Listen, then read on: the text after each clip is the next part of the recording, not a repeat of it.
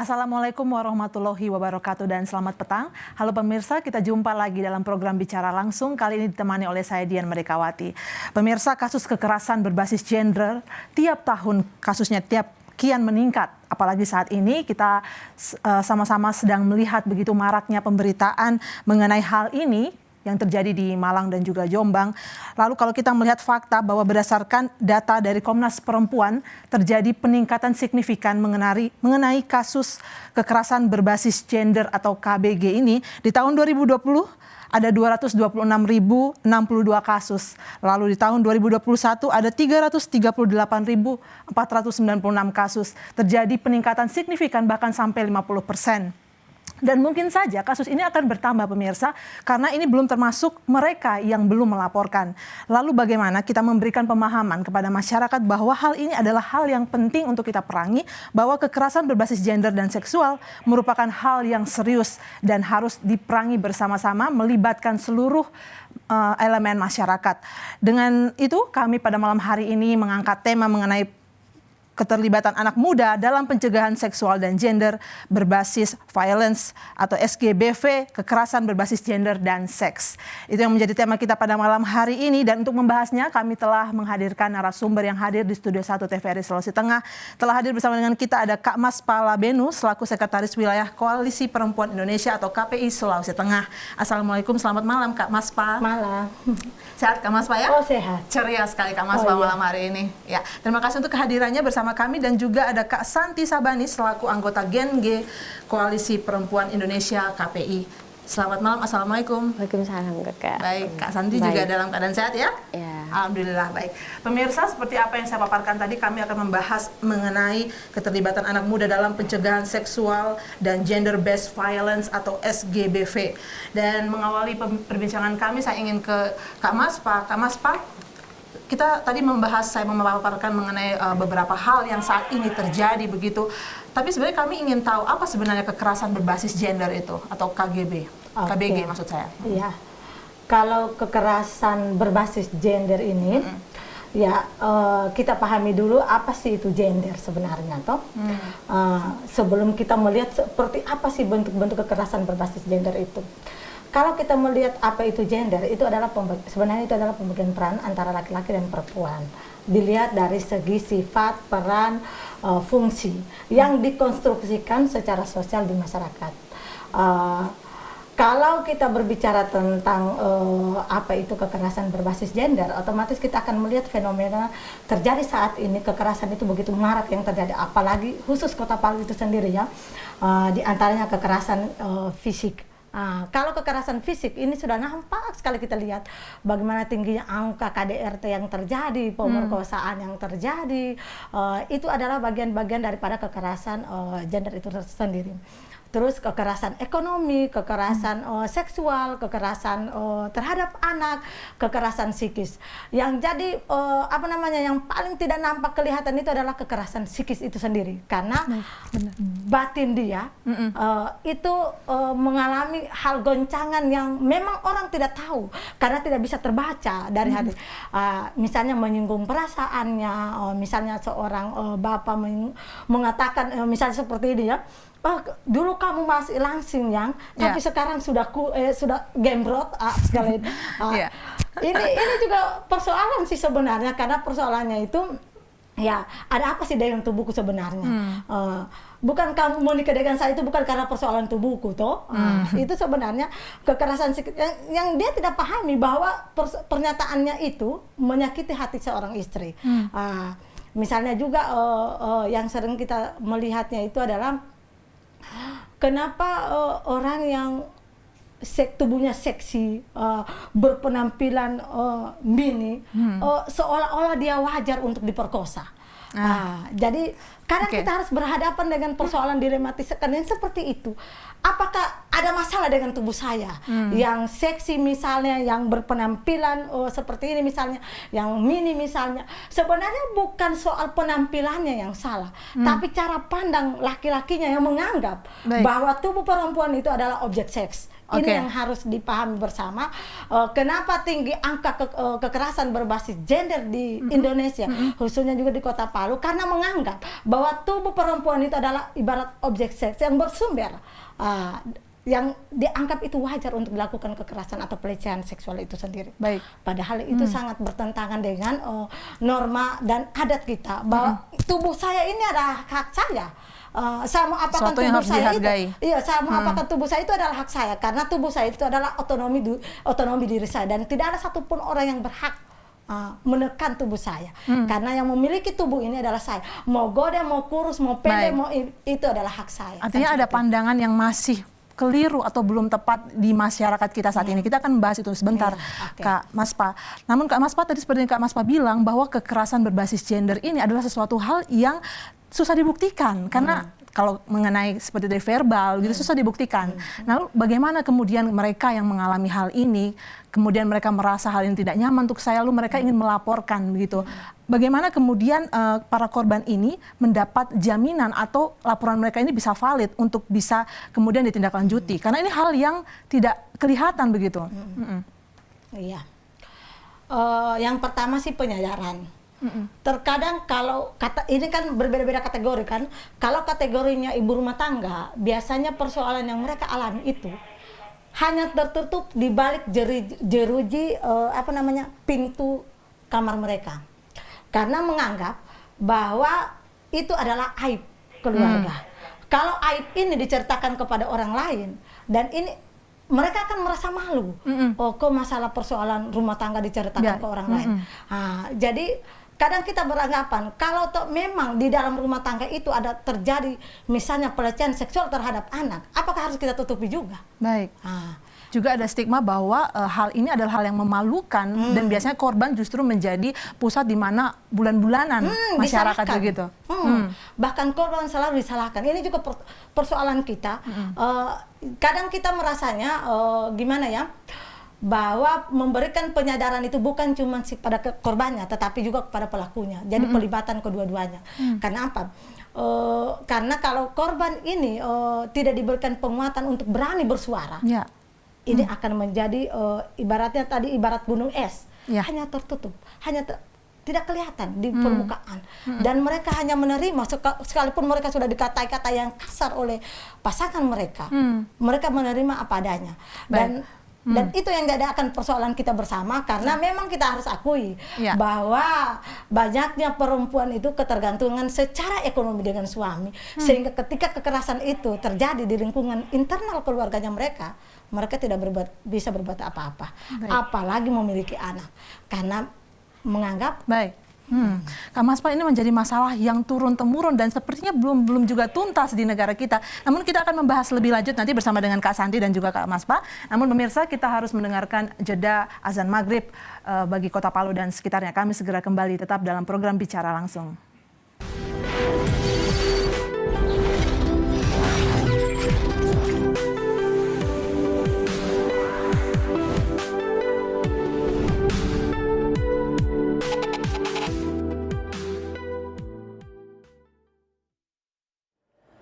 Halo semuanya, perkenalkan kami dari Koalisi Gender Indonesia atau disingkat Genji.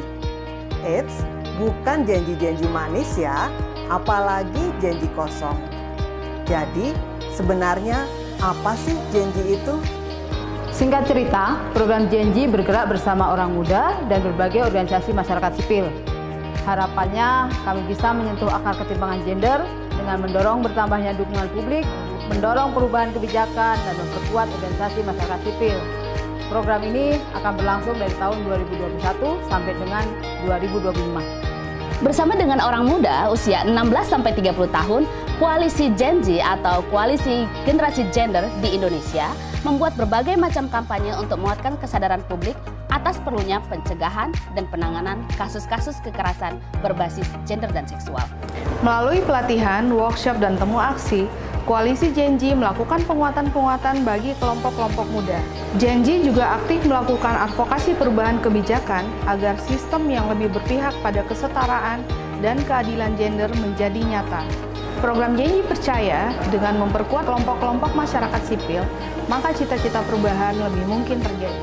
Selain di tingkat nasional dan daerah, Koalisi Genji Indonesia juga mendukung masyarakat sipil di Indonesia untuk terlibat dalam advokasi dengan mekanisme HAM internasional. Rutgers Indonesia bersama anggota Koalisi Genji Indonesia berkolaborasi dalam mewujudkan cita-cita tata kehidupan yang lebih setara dan adil gender. Koalisi Perempuan Indonesia untuk memperkuat kelompok muda basis kepentingan perempuan, pelajar, pemuda, dan mahasiswa agar mereka lebih kuat untuk terlibat secara bermakna, terutama dalam mencegah dan menangani kekerasan berbasis gender dan seksual, termasuk perkawinan anak. Yayasan LBH APIK Jakarta melakukan kampanye untuk penyadaran publik, kajian, dan advokasi kebijakan baik di tingkat provinsi maupun nasional. LBH APIK Jakarta bekerja bersama dengan orang-orang muda, influencer muda, dan juga paralegal untuk meluaskan jangkauan dalam memberikan bantuan hukum bagi kasus-kasus kekerasan berbasis gender dan seksual. Ayo bersama Koalisi Genji Indonesia, kita bergerak bersama untuk Indonesia yang lebih adil dan setara gender serta bebas dari kekerasan.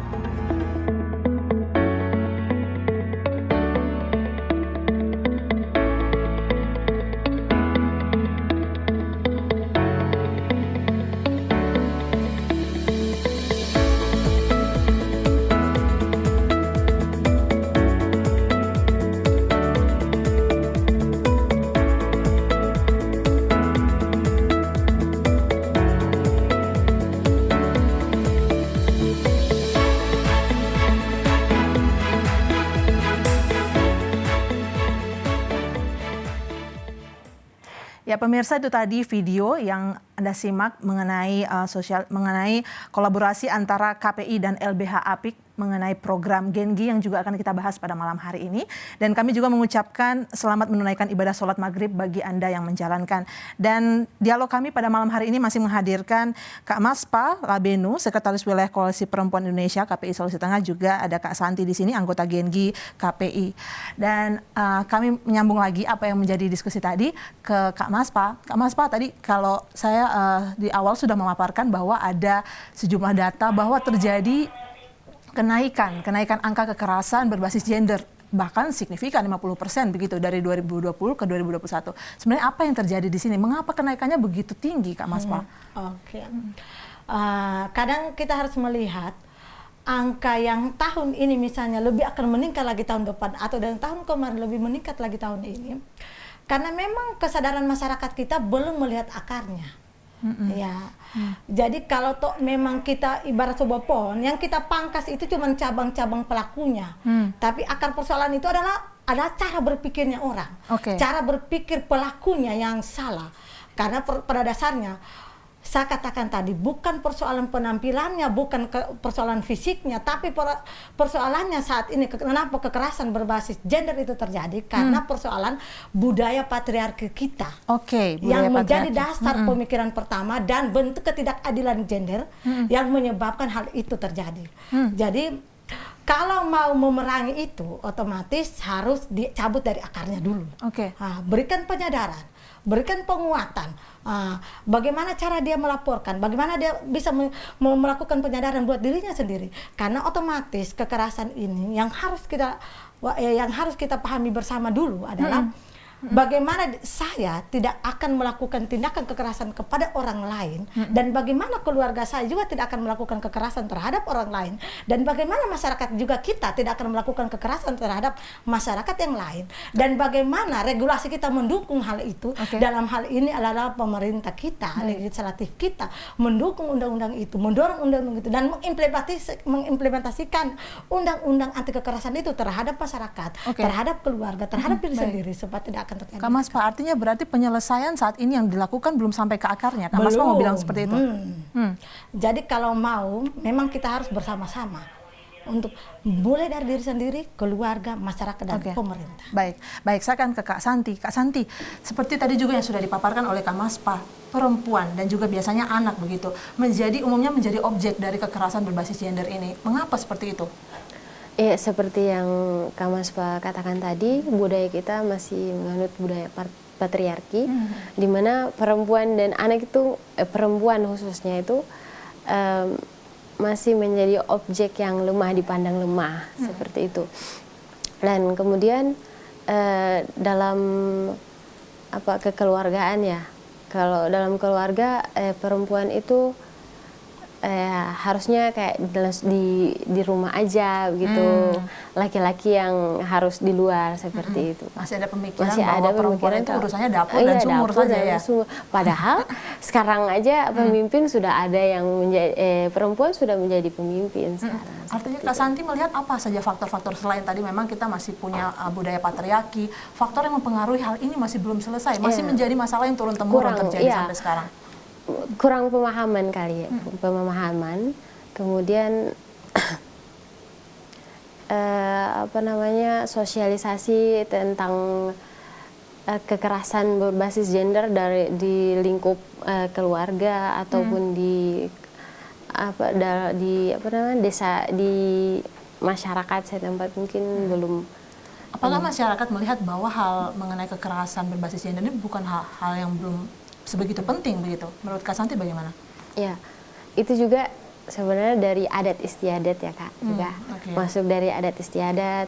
Kemudian Kak Santi, saya juga melihat bahwa ada fakta bahwa justru di tempat-tempat yang seharusnya orang-orang itu merasa terlindungi, seperti misalkan di rumah, di sekolah, itu justru menjadi tempat yang malah rentan terjadinya kekerasan berbasis gender. Dalam hal ini juga bisa kekerasan seksual, kekerasan fisik, psikologis begitu. Bahkan sekolah menempati urutan ketiga tertinggi sebagai tempat terjadinya rentan KBG ini. Mengapa masyarakat mengapa hal seperti ini masih bisa terjadi juga di masyarakat kita, society kita? Kalau menurut saya mungkin kebijakan dari pihak sekolah belum ada ya tentang pencegahan kekerasan berbasis gender itu. Baik, Kak Santi. Baik pemirsa, menarik sekali apa yang menjadi pembicaraan kita pada malam hari ini, karena ini memang saat ini sedang ramainya dibicarakan di berbagai media sosial dan juga media pemberitaan mengenai kekerasan berbasis gender ini. Dan pemirsa, Anda dapat bergabung bersama kami melalui line telepon apabila Anda memiliki pertanyaan mengenai tema yang kami bahas pada malam hari ini di 0451 452 414. Baik, Kak Maspa, kalau kita berangkat dari fakta permasalahan yang memilukan ini ya, bahwa kesadaran gender ini adalah salah satu hal yang diperjuangkan oleh KPI, dalam hal ini Koalisi Perempuan Indonesia. Apa yang dilakukan oleh Koalisi Perempuan Indonesia ini? Organisasi massa seperti apa dan apa yang diperjuangkan? Pada dasarnya ya, bahwa visi tujuan KPI itu sebenarnya kan mewujudkan keadilan dan kesetaraan gender, hak asasi manusia, dengan misi dia sebagai agen perubahan yang membela hak-hak perempuan yang tertindas, sebagai pengusul penekan melakukan advokasi kebijakan yang berpihak untuk sesama, sebagai organisasi massa. Pada dasarnya memang karena KPI ini beranggotakan perempuan, berjenis kelamin perempuan, dia adalah ormas. Dia itu berada dari, kalau di level atas itu namanya Sekretariat Nasional. Namanya Sekretariat Nasional itu kami singkat sebagai sekjennya kalau posisi strukturnya seperti itu. Di level wilayah namanya Sekwil, Sekretariat Wilayah, dan di level kabupaten namanya Sekcap, Sekretariat Kabupaten, dan di level desa namanya Sekcap. Itu selevel dengan kepala desa. Karena dia berorganisasi massa, kita pahami untuk kesadaran gender itu tidak mudah membalik telapak tangan, karena persoalan budaya patriarki yang sudah mendarah daging di masyarakat kita ini yang menjadi pemicu utamanya. Kadang kita menemukan bahwa asumsi ya, mengatakan di lingkungan masyarakat bahwa hamil, melahirkan, dan menyusui itu adalah kodrat perempuan.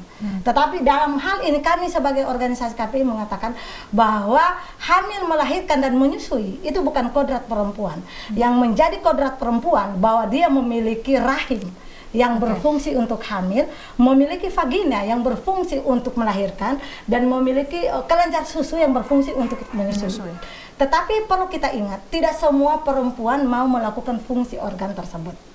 Karena ada juga perempuan yang mau melahirkan tidak mau lewat vagina, tapi lewat sesar. Ada juga perempuan tidak mau menyusui karena mungkin tidak ada air susunya misalnya, pakai dot. Nah, kan seperti itu toh. Jadi ini persoalan, jujur kami katakan bahwa menjadi kodrat perempuan itu dia memiliki rahim, memiliki vagina, memiliki kelenjar susu. Kalau laki-laki itu kan dia otomatis kan memiliki penis, buah zakar, sperma. Itu yang kami katakan bahwa itu adalah kodrat. Tetapi kalau urusan memasak, mengurus anak, itu adalah pembagian peran, pembagian gender saja. Jadi kalau seandainya istri itu tugasnya di rumah mengurus anak, memasak, mencuci, itu adalah hanya pembagian peran saja, tapi bukan kodrat perempuan. Jadi KPI juga memperjuangkan kesetaraan gender. Iya, kesadaran gender itu, kesetaraan gender, hak asasi manusia tanpa diskriminasi itu yang diperjuangkan oleh KPI. Berwawasan lingkungan, tidak melakukan tindak kekerasan karena kita anti kekerasan. Jadi seperti itu. Baik, saya ingin menanyakan bahwa KPI ini apakah juga menjadi ormas yang dapat menjadi pintu ketika misalkan ada korban yang mengalami kekerasan berbasis gender, itu apakah juga dapat melaporkan kepada KPI begitu atau seperti apa? Iya. Sebagai organisasi massa, cuman memang KPI itu bukan organisasi yang melakukan pendampingan kasus per kasus. Tetapi ketika ada orang yang akan melapor di sekretariat KPI di level balai perempuan, kami menyebutnya balai perempuan di level desa.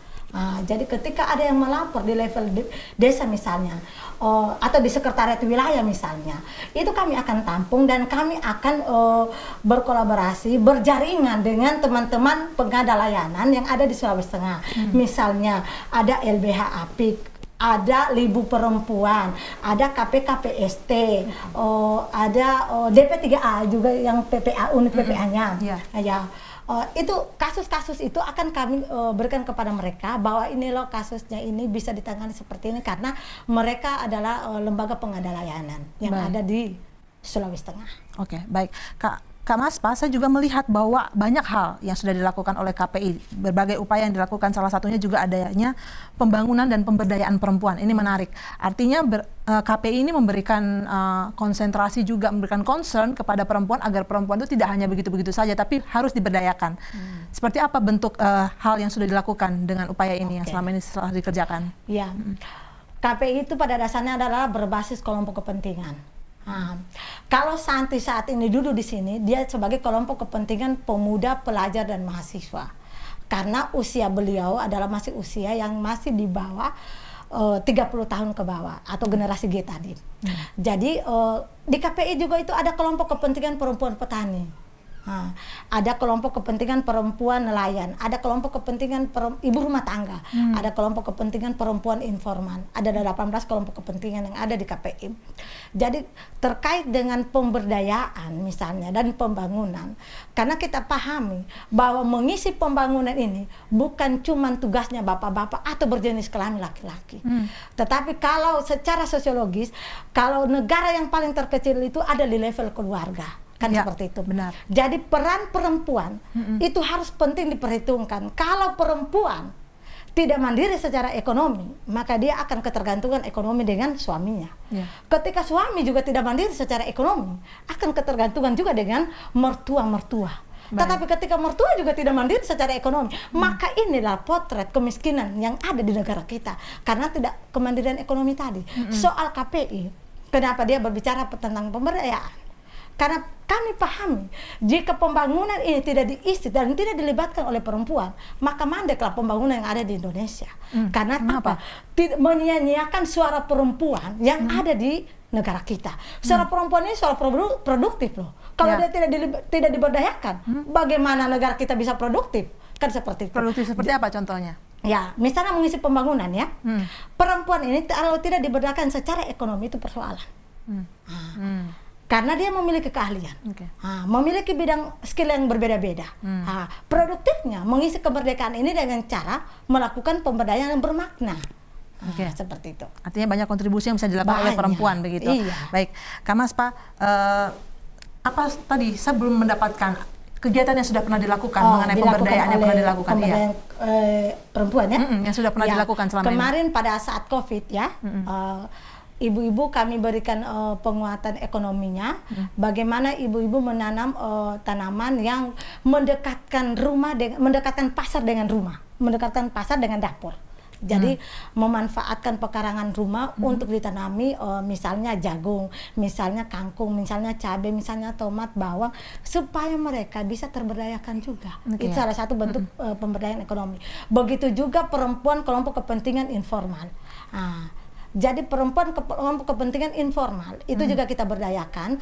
Bagaimana ibu-ibu ini secara ekonominya mereka, karena cabai, tomat, rica yang sudah sedang mahal di pasaran, ini juga harus diberdayakan kepada mereka.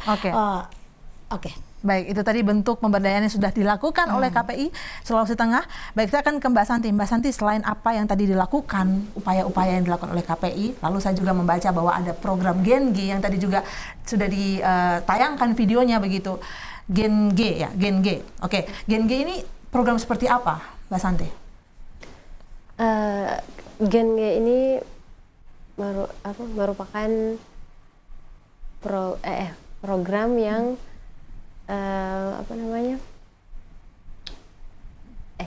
anak muda yang berumur 16 sampai 29 atau 30 tahun ke bawah. Oke, karena generasi G itu begitu ya. Iya. Lalu tujuan dari program ini seperti apa, Kak Santi? Tujuan kenapa ada program Gen G ini? Apa yang mau dijawab dari Gen G ini? Oke, baik. Mungkin Kak Maspa akan menambahkan? Oke. Karena kenapa program ini, misalnya program Rutger ini ada di sini toh, program generasi G ini ada di sini di Sulawesi Tengah, ini karena pertama kita ini kan kalau Sulawesi Tengah itu mengalami beberapa bencana. Pertama dia bencana alam, otomatis kan kekerasan berbasis gendernya pun juga tinggi pada saat itu, karena angka kekerasan kita itu sangat tinggi waktu pasca bencana. Betul. Pernikahan anak juga tinggi, mengakibatkan juga stunting di Sulawesi Tengah juga tinggi. Jadi ditambah lagi persoalan pasca bencana, anak-anak ini kan agak sekolahnya lagi ini toh, sekolahnya lagi online. Iya, banyak online pada saat itu. Tapi yang kita kan dua kali bencana alam dan bencana non alam.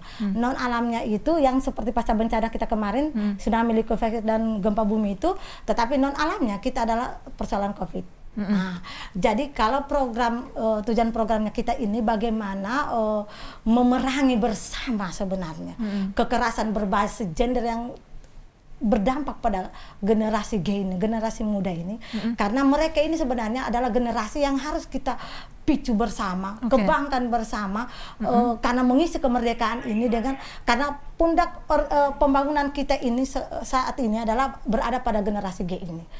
Artinya ini adalah program yang ingin menjawab mengenai kekerasan berbasis gender, tapi khususnya bagi pemuda begitu? Ya, mencegahkan kekerasan berbasis gender, mensosialisasikan seperti apa. Mereka itu akan mengambil peran penting dalam partisipasi pembangunan yang ada kita. Ya, tentunya. Karena tingginya angka kekerasan berbasis gender tadi itu. Apalagi pasca gempa bumi dan likuifaksi yang terjadi di Kota Palu begitu ya. Baik, Kak Maspa dan juga Kak Santi, kita akan melanjutkan lagi pembicaraan kita, namun kita harus jeda dulu. Pariwara berikut kita akan segera kembali tetap dalam program Bicara Langsung.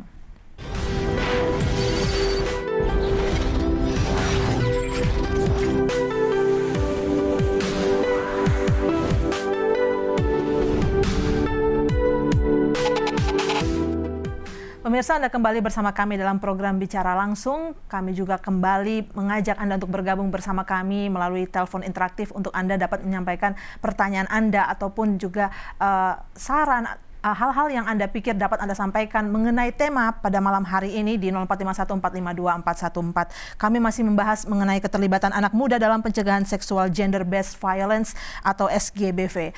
Ya, Kak Santi tadi kita sudah bahas tentang Gen G begitu yang dijelaskan oleh Kak Maspa. Lalu Gen G ini sendiri adalah program atau yang kemudian akan ada Rutgers. Saya baca di sini Rutgers ya. Rutgers itu sebenarnya apa, Kak Santi? Gen G ini adalah programnya. Nah, kemudian program Gen ini sudah dilakukan dari tahun lalu, 2021. Nah, 2021 sudah pernah dilakukan. Sudah dilakukan dari temu jejaring, kemudian ada workshop, kemudian ada juga bulan Desember lalu kita melakukan strategi advokasi atau lokakarya strategi advokasi dalam pencegahan kekerasan berbasis gender. Kemudian bulan Maret kemarin sebelum masuk bulan puasa ya, kami ada melakukan training CO, community organizer, itu dilakukan di Bogor. Nah, training CO. Iya. CO itu tadi apa, Kak Santi? Community organizer. Community organizer. Iya. Nah, di situ ada 3 kota Kak yang mengikuti. Di salah satunya Kota Palu, kemudian Bandung sama DKI Jakarta. DKI Jakarta. Oke. Dalam training CO ini apa saja yang didapatkan? Di situ awalnya baik, ya. Oke. Kak Santi, maaf karena kita harus menerima dulu penelpon. Nanti kita akan lanjutkan lagi. Oke, baik. Halo, selamat malam. Halo, selamat malam. Iya, selamat malam. Dengan siapa, di mana? Oke, dengan Mawar di Sigi.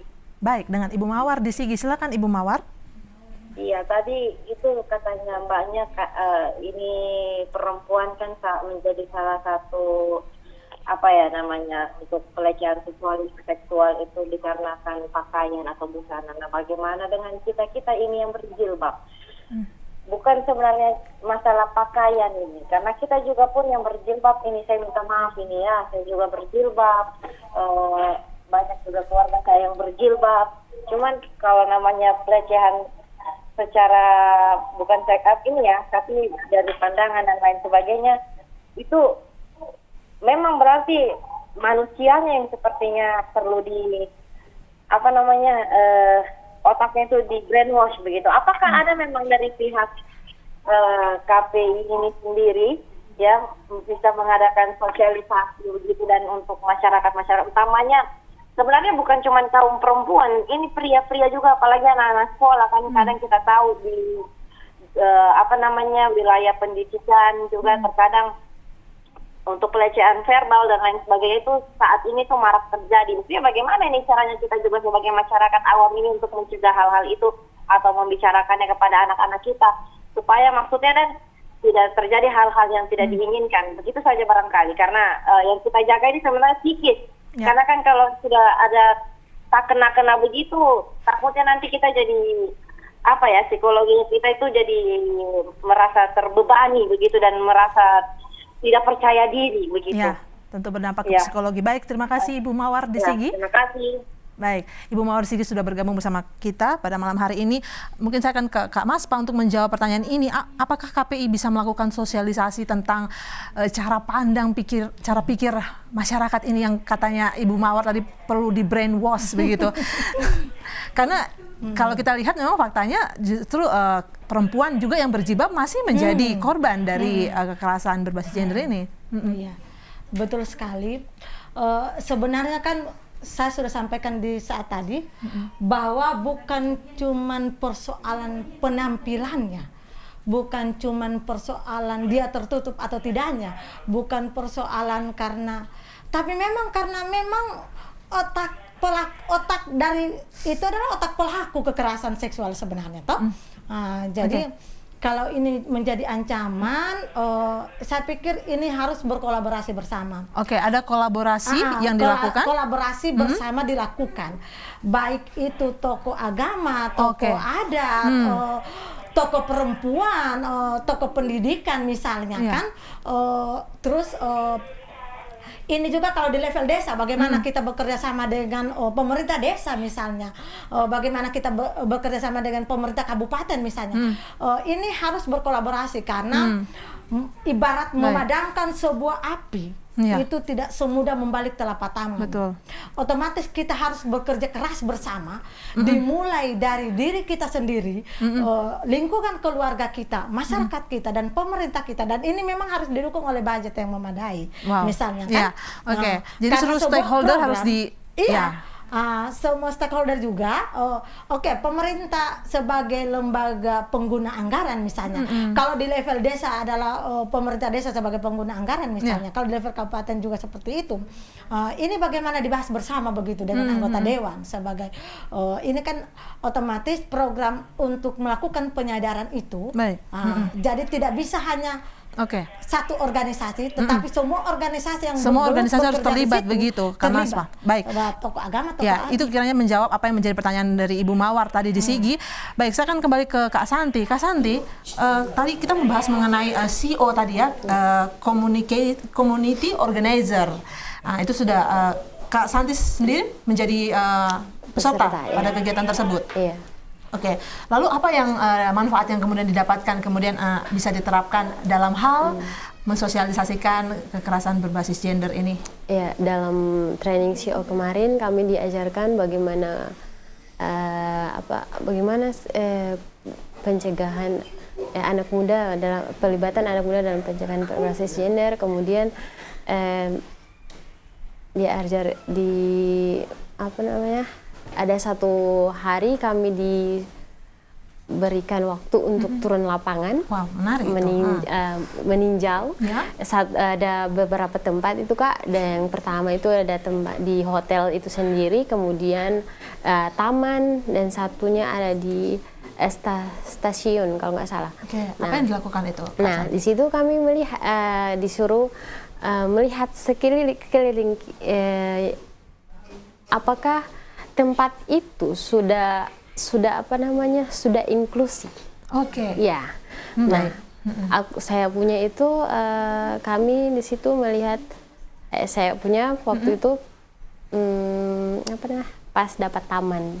Apa fakta yang Kak Santi temukan di taman itu? Di situ Kak, ternyata pekerjanya itu yang menjaga di situ ada banyak perempuan yang diberdayakan gitu, bukan hanya laki-laki saja.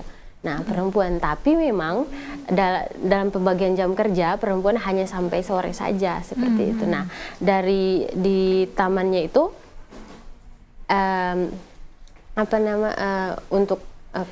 tapi kalau untuk toiletnya itu masih belum masih rentan kekerasan karena mereka hanya menggunakan satu toilet aja untuk laki-laki perempuan seperti itu. Nah, tapi kalau untuk sekeliling taman untuk lansia atau mereka sudah disediakan batu untuk rute terapi. Khusus untuk lansia gitu. Untuk terapi lansia. Iya, itu. Jadi artinya apa yang kesimpulan yang bisa didapatkan? Bahwa saat ini masyarakat kita belum terbuka dengan inklusi. Iya, betul sekali. Baik, saya akan ke Kak Maspa. Kak Maspa, apa saja yang sudah dilakukan oleh KPI melalui program Genji ini? Iya, karena program ini tujuannya mewujudkan masyarakat yang inklusi, mewujudkan masyarakat yang inklusi, adil gender, anti kekerasan, baik anak perempuan maupun anak laki-laki. Nah, jadi yang dilakukan oleh KPI untuk tahun 2022 ini ya, tadi dia sudah sampaikan tadi pelatihan CO. Mereka ini akan menjadi change maker sebenarnya, agen perubahan di level anak muda. Jadi mereka sudah lakukan itu karena memang kita harus pahami bahwa menjadikan desa inklusi itu otomatis kita harus melihat dulu sejauh mana partisipasi yang sudah diberikan ruang oleh pemerintah desa misalnya dalam soal partisipasi masyarakat kita, baik disabilitas, lansia, ibu hamil, ibu menyusui, kan begitu toh, anak marginal misalnya, pemuda pelajar. Apakah dalam proses dari musdes, musrembang des misalnya, atau musrembang kabupaten sudah dilibatkan kak ini anak muda? Itu satu. Oke. Kalau kita bicara tentang inklusi terkait tadi itu toh, terus yang kedua, karena ini tujuan program ini kan mewujudkan masyarakat yang inklusi, adil gender dan anti kekerasan tadi itu toh. Terus yang kedua, kegiatan ini adalah temu jaringan anak muda. Jadi jaringan anak kita mulai mendata teman-teman jaringan anak muda yang ada di Sulawesi Tengah ini, yang bisa kita ajak bersama untuk melakukan advokasi bersama terkait bagaimana sih pencegahan kekerasan berbasis gender itu. Terus pertemuan selanjutnya itu sosialisasi undang-undang TPKS, terus temu jejaring yang membahas tentang kekerasan berbasis gender, hak asasi manusia, terus pemilu. Ini pemilu? Iya, pemilu. Ya. Ini juga harus kita bahas bersama juga terkait temu jaringan, karena jangan sampai pemuda tidak tahu hak dia itu memilih seperti apa. Pemilih pemula kita itu tinggi loh yang ada di Sulawesi Tengah. Nah, jadi mereka juga memiliki hak pilih, memilih dan dipilih. Terus selanjutnya itu adalah Lokakarya mengintegrasikan partisipasi anak muda yang bermakna. Jadi seperti apa sih partisipasi anak muda yang bermakna ini? Oke, artinya tadi ruang temu generasi tadi ini menjadi salah satu konsep Rutgers ini ya, Kak Maspa?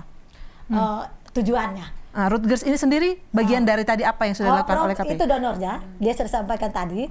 Generasi G itu programnya. Oke, generasi G programnya, Rutgers itu donornya. Oke, saya akan ke Kak Santi. Kak Santi, donornya ini seperti apa maksudnya? Mungkin lebih diperjelas maksudnya. Donor seperti apa maksudnya di sini? Rutgers. Rutgers ini. Ruang temu. Donornya ini apa namanya? Ini akan dilaksanakan selama 3 pertemuan begitu ya? Kegiatannya kan? Untuk tahun ini kami ada temu jejaring, temu anak muda yang tadi Kakak Maspa sampaikan ya. Ya, temu anak muda itu kami lakukan 3 kali, kemudian temu jejaring 3 kali juga pertemuan. Nah, ini nanti akan menyasar ke anak muda tentunya ya? Iya. Adakah kriteria anak muda yang mau dilibatkan di sini? Apakah mungkin ada kisaran umur? Tadi umur pasti 30 ke bawah ya? Kemudian ada kriteria lain, mungkin kriteria yang lain? Kalau kriteria lain kayaknya nggak ada, Kak, cuman hanya umur aja. Oke, baik. Nanti saya juga ada membaca ini mengenai Kak Santi, MIYP, Meaningful and Inclusive Youth Participation. Kita bicara soal inklusi ini. Apa ini MIYP ini? Partisipasi anak muda yang bermakna.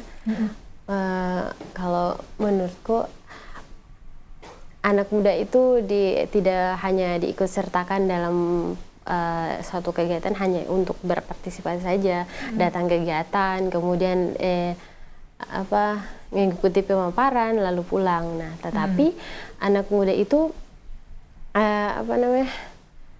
harus didengarkan apa usulan-usulannya, kontribusinya, kemudian bisa dituangkan dalam satu kebijakan. Nah, kebijakan. Baik. Ya. Kalau menurut Kak Santi sendiri, bagaimana kondisi inklusi di Sulawesi Tengah saat ini? Kalau tadi kan Kak Santi menjelaskan mengenai yang waktu di kegiatan itu ya, ada di luar. Kalau di Sulawesi Tengah sendiri, menurut Kak Santi seperti apa di sini? Ya, kalau saya lihat sih sudah untuk Sulawesi Tengah pernah lalu Pak Wali katakan kalau Sulawesi Tengah itu kota ramah difabel. Ya, dan bagusnya juga sekarang sudah disediakan kafe inklusi di tepatnya di Kabupaten Sigi. Nah, saya rasa itu sangat membantu teman-teman tuli kita. Yang artinya banyak fasilitas yang sudah disediakan oleh pemerintah. Pemerintah mendukung mengenai ruang inklusi ini. Iya, betul. Ya. Kalau mengenai peran anak muda dalam pencegahan kekerasan berbasis gender saat ini di Sulawesi Tengah, sudahkah terlihat menurut Kak Santi? Kalau untuk peran anak muda, atau apa yang bisa mereka lakukan sebenarnya? Peran apa yang bisa mereka berikan? Peran anak muda itu,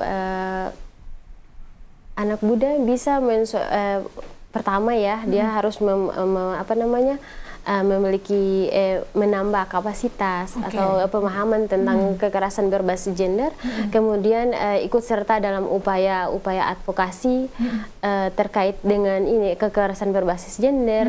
Lalu nah, anak muda itu tidak luput dari dunia digital atau media sosial, kemudian mereka bisa menggunakan media sosial itu sebagai bahan alat kampanye bagaimana pencegahan kekerasan berbasis gender ini. Seperti itu. Lalu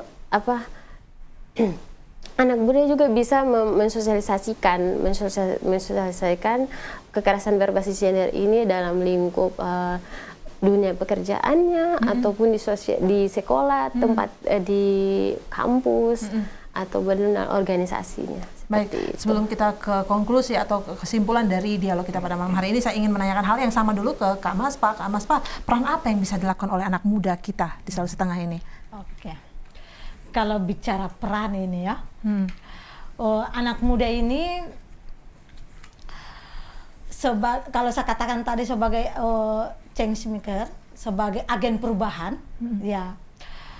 Jadi peran mereka ini dalam proses pembangunan yang ada di Sulawesi Tengah misalnya tuh, ya perlu diperhitungkan dengan cara yang baik, karena pada dasarnya bagaimana mereka melakukan sosialisasi terhadap sesama anak muda untuk tidak menjadi pelaku kekerasan seksual berbasis gender tadi. Terus bagaimana mereka juga memberikan pendidikan kepada sesama mereka, jaringan mereka, bahwa kekerasan berbasis gender itu adalah salah satu pelanggaran hak asasi manusia. Bagaimana anak muda, baik di lingkungan sekolah, di lingkungan kampus, di lingkungan masyarakatnya, di lingkungan keluarganya, mengatakan bahwa stop kekerasan terhadap. Baik, artinya bisa memberikan edukasi kepada orang-orang lain dan juga dia sadar gender, bahwa apa yang menjadi kekerasan berbasis gender ini menjadi hal yang patut kita antisipasi begitu. Kita ada di closing statement. Saya ingin mendengarkan apa yang menjadi poin penting. Singkat saja karena ini kita terbatas oleh waktu. Silakan Kak Maspa dulu, lalu kita ke Kak Santi. Singkat Kak Maspa. Oh ya, kalau saya sih dari organisasi Koalisi Perempuan Indonesia ini, karena kami terdiri dari beberapa level kepengurusan di level kabupatennya, saya berharap Sulawesi Tengah ini menjadikan kota kita ini adalah kota yang inklusi, provinsi yang sangat memperhatikan peran anak muda, melibatkan anak muda dari proses perencanaan, pelaksanaan, sampai evaluasi monitoring pelaksanaan kegiatan kita. Karena saya pikir anak muda ini adalah cerminan kita ke depannya, dan menjadikan Sulawesi Tengah ini menjadi lebih maju karena peran anak muda tadi. Baik, keterlibatan peran pemuda menjadikan Kota Palu dan juga Sulawesi Tengah menjadi daerah inklusi begitu. Baik, silakan Kak Santi, singkat saja Kak Santi. Peran anak muda, kalau pesan saya, kita anak muda sadar akan gender. Jika terjadi kekerasan, berani melapor. Sadar gender dan berani melapor. Baik pemirsa, itu tadi yang menjadi perbincangan kita pada malam hari ini. Saya mengucapkan terima kasih untuk kehadirannya di studio kepada Kak Maspa Labenus selaku Sekretaris Wilayah Koalisi Perempuan Indonesia KPI Sulawesi Tengah, juga Kak Santi Sabani, anggota Gen G Koalisi Perempuan Indonesia KPI Sulawesi Tengah. Terima kasih untuk kehadirannya bersama kami. Pemirsa, apa yang menjadi diskusi kami pada malam hari ini, kami berharap itu dapat menjadi edukasi untuk Anda, khususnya menjadikan Kota Palu, khususnya juga Sulawesi Tengah menjadi daerah yang inklusi. Itu menjadi harapan kita dari dialog pada malam hari ini dengan melibatkan peran pemuda. Saya Dian Merdekawati. Kita jumpa lagi dalam program Bicara Langsung lainnya. Sampai jumpa.